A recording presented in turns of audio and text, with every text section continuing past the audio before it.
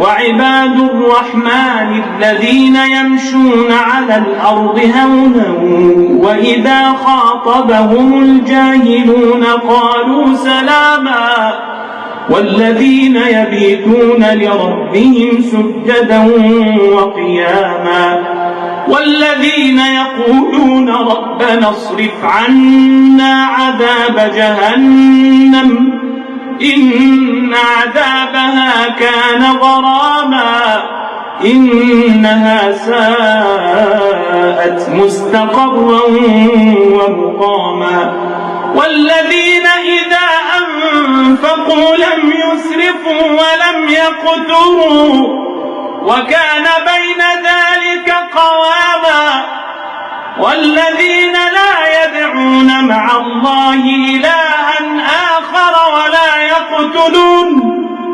ولا يقتلون النفس التي حرم الله إلا بالحق ولا يزنون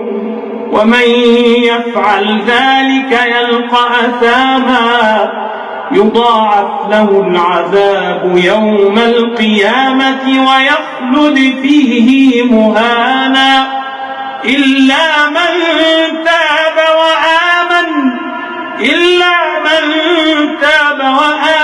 وعمل عملا صالحا فأولئك يبدل الله سيئاتهم حسنات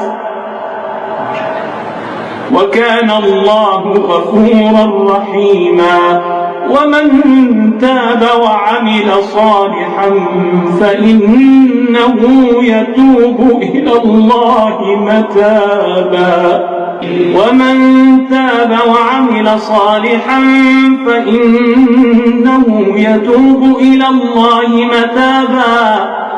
والذين لا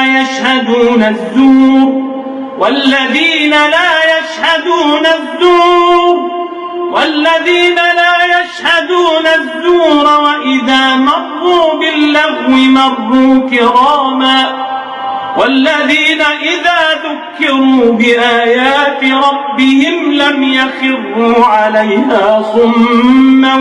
وعميانا والذين يقولون ربنا هب لنا من أزواجنا وذرياتنا قرة أعين واجعلنا للمتقين إماما أولئك يجزون الغرفة بما صبروا ويلقون فيها تحية وسلاما خالدين فيها حسنت مستقرا ومقاما قل ما يعبأ بكم ربي لولا دعاؤكم فقد كذبتم فسوف يكون لزاما.